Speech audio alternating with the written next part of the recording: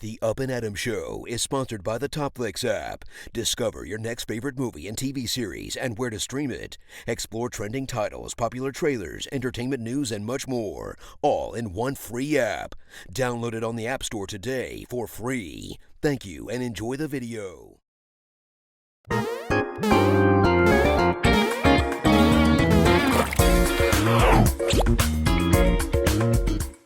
Welcome back, everybody, to the Up and Adam Show. My name is Adam Lupus. Thank you all for joining me today. If you haven't already, please hit the subscribe button and the like button and enjoy the video. My next guest is a great guy. We've been chatting on Instagram for quite a while, and I've been following his page for, I believe, about like 6-7 months. But I'm really glad I found it. I found it on the Explore page, so it was pretty awesome. And his name's Tucker McKee. He's a musician. And today we'll be talking about his Instagram page, his Spotify music, and many more things. So Tucker, thanks for joining me today, man. Thanks for having me, man. Good to be here. My dad was a musician. He was actually a guitar player in a metal band in the 80s, like a hair metal band, not what we say metal nowadays. It was like more of the Motley Crue. Motley Crue stuff. What was the band called? What was the band called? Skid Morales, I believe. I mean, they didn't get too big or anything, but I believe they toured around a little bit. But still pretty good. Yeah, it's awesome. Yeah. So I was kind of always around music, and he was always showing me that type of music. Like, I grew up listening to Van Halen, and really good guitar players like Joe Satriani, Steve Vai, and sort of that metal, instrumental prog rock world of guitar. I grew up listening to that type of stuff, so I was always interested in it. But I didn't start playing until I was 12. And my dad, my dad isn't really educated too much as far as music theory. He's always been more of an intuitive type player, I would say. And he's a really good player. But so I never really was into, I sort of discovered the theory side of things on my own when I was 12, because I guess I had this approach, like, I just wanted to really get underneath the hood of the thing and really figure it out how it all worked, rather than just, learn song after song. I wanted to get underneath the hood and figure out like how music worked. Absolutely, because then you can grow after, you can grow and adapt to new things. Yeah, you learn more. Unless you're like a stand-up comedian, yeah, and doing it in front of an audience where you get the immediate feedback, and it's very binary. It's very objective, whether they either laugh or they don't, and you can even tell in that situation if the laughter is like they're just trying to make you feel good, or it's like really a real laugh, but on the internet, it's, you get comments, you get likes, you get shares, but it's like, who knows? Who knows how many of those people are actually laughing on the other end of the thing? Like, that's how I feel when I see a great musician play, or a great guitar player do an amazing solo or something. It's almost as if I'm seeing a big wave as a surfer, or even if you're at like an amusement park and you see a big roller coaster, it's like, oh man, I want to ride that. I want to experience that. That's sort of the feeling, is like you just want to ride the wave and stay on it as long as you can. Like, this is your job. This is what you do. Your purpose, your ultimate purpose. Yeah, purpose. This is what you do. You take care of this, and because you can't save the world. No one is Superman. No one of us can, none of us are gonna fix all the problems, all the war, all the poverty that's going on in the world at once. But you can control your little slice of the world, and doing that will ripple out and affect other people.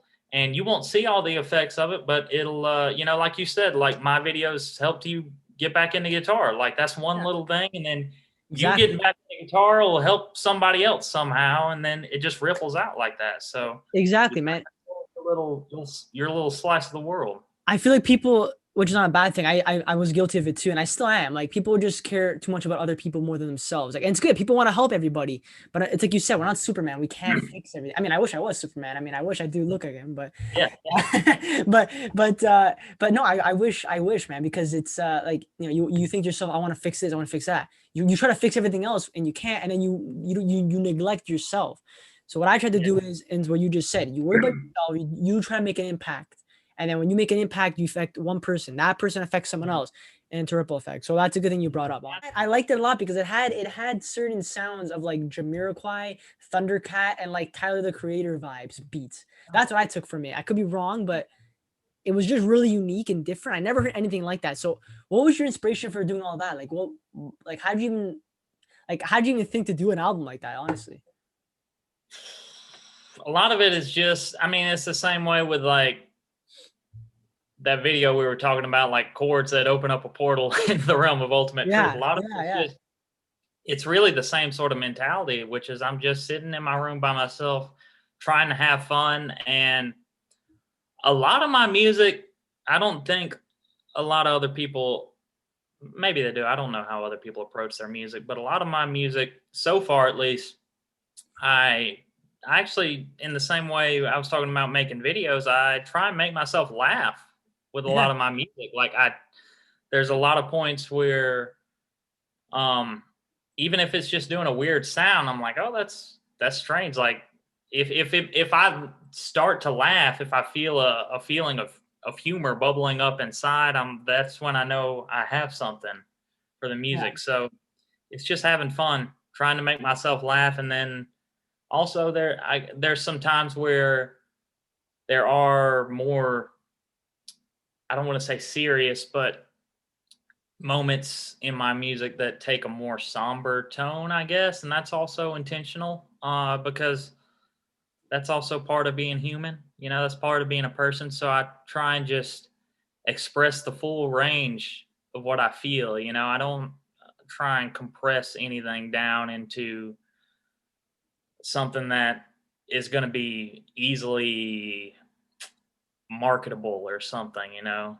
Yeah. I really don't think about that at all. And you could probably hear that. I'm sure that I don't think about that's what I was going to say, but in a good way though, because again, it's very experimental, but it has sounds in it that are very recognizable. Like I just said, Jamiroquai or Tyler the Creator beats, like, or like Thundercat. I was finished the album. I was like, holy shit, this is the whole thing. And like, I didn't even realize it in a snap of a finger. But well, it is only 20 minutes. Yeah.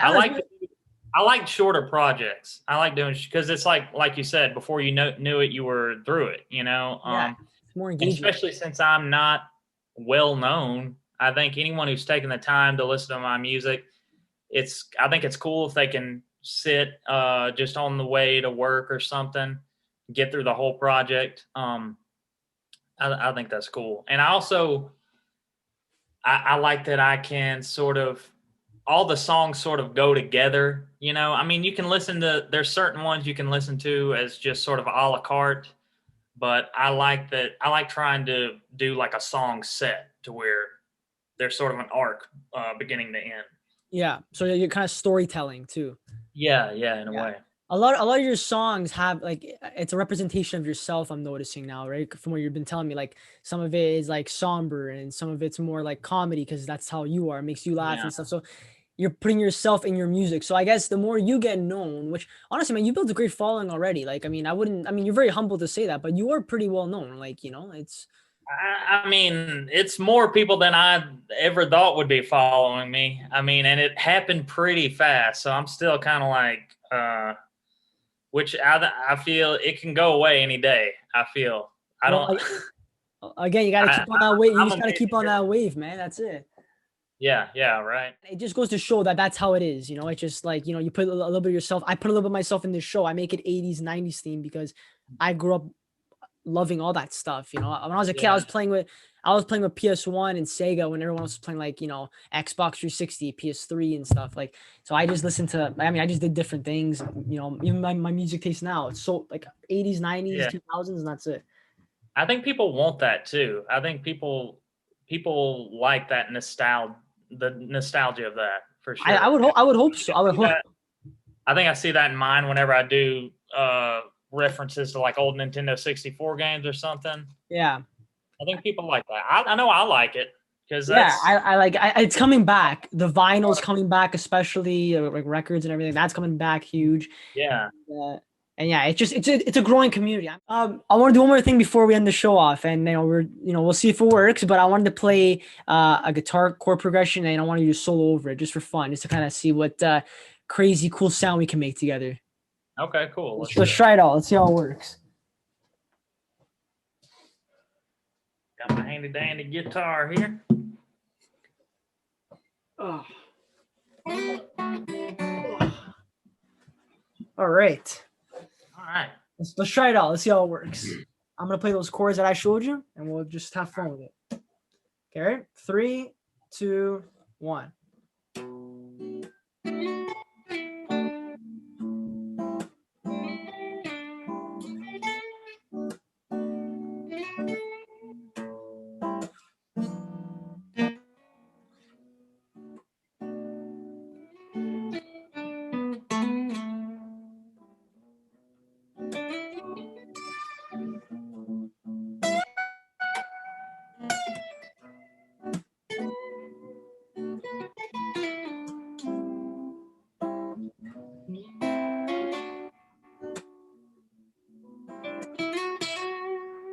Cool, man. That was sick.